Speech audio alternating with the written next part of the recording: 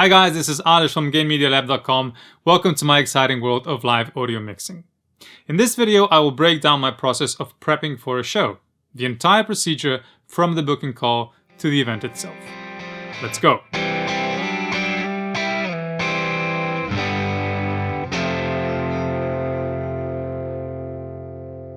This is the second show I have had the privilege to work on for this particular artist.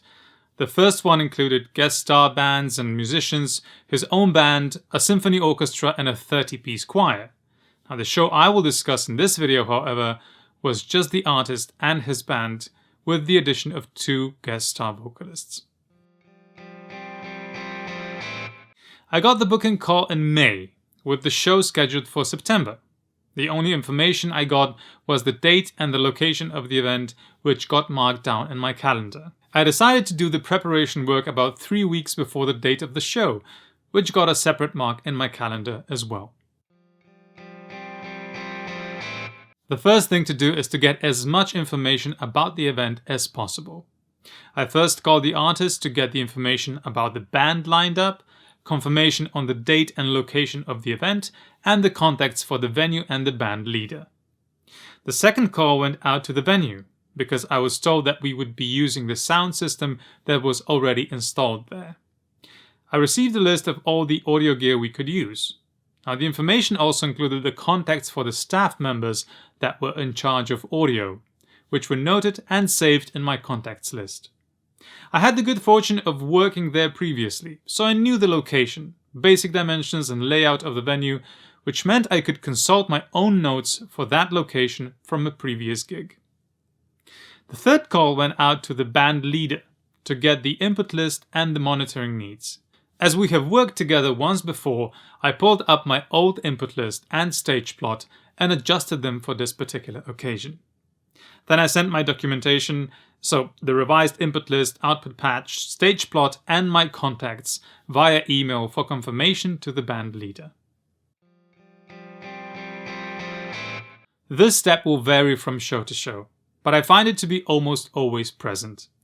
There will always be minor to moderate changes to your initial plans, so I am always prepared for that by marking every document that I draw up or receive with a version number and date of creation.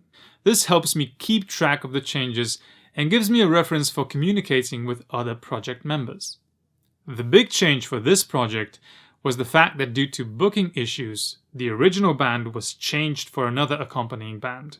So the input list, the stage plot, the entire communication effort up until that point had to be thrown away.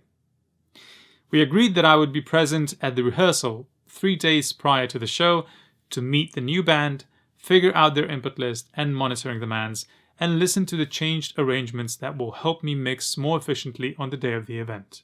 During that rehearsal, I drew up new versions of all of the documents with the help of the band's technicians. We also figured out what additional gear we would need to provide, coordinated our setup times, and exchanged contact information.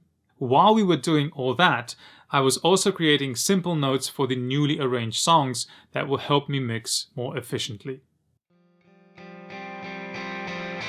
The following day, I went through all of my documents one final time and made final corrections before sending them to everybody involved in the production: the band, the venue, and the PA rental company. After having all communication files sent, it was time for me to do technical preparation for the show. The final technical prep means checking that I have access to all data about the PA system so I could have a reference on the day if needed. Here I'm focusing on coverage angles, SPL data, and frequency response charts. I also create a session file for the digital mixer I would be using. When I'm creating a session file for a band I haven't worked with yet, I include only organizational and routing components that allow me to move quickly and efficiently through soundcheck. This means naming and labeling all inputs and outputs, creating matrices and groups, assigning effects, creating proper routing paths, setting up preferences for console behavior, and assigning DCA faders. I saved the session to 2 separate USB drives, and I also have a file ready on my computer. I then created a session for multi-track recording, and then packed all my gear, double checking I have everything I need. Since I have a system for placing my gear items in their own compartments in my suitcase and my backpack, I can quickly determine if something's missing. But it never hurts to double check anyway. The last thing to do was to check the weather forecast, since this was a covered open-air theatre, meaning we would be subjected to outside temperatures and humidity. It suggested heavy rain and quite cold weather, which also meant I had to adjust my wardrobe choices. Quick tip: layers are lifesavers. The final check on the day is focused more on the logistics. I scanned the traffic report for possible delays on my route, and I checked if I have enough power bars in my bag, since you never know if you will get a chance to grab a meal on the day, and off I went. The documentation I sent in earlier meant that the band technicians could prep the stage with minimal need for additional questions.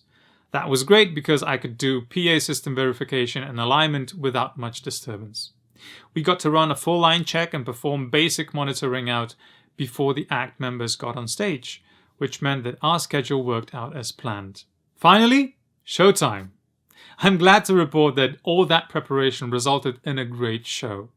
It was not without its difficulties, as we were battling heavy rain during load-in and setup, low temperatures, and a guitar amp that decided that hum noise is going to be an integral part of its sound for that show, but the artist and the band were satisfied, and that is the ultimate goal I strive for. I hope this insight gives you an overview of my workflow and maybe suggests something that you can try out for your next event. That's it for today's episode. If you liked it, make sure to share, like, and subscribe, and don't forget to check out more delicious content at gainmedialab.com. Until next time, mix great shows, take care. Bye!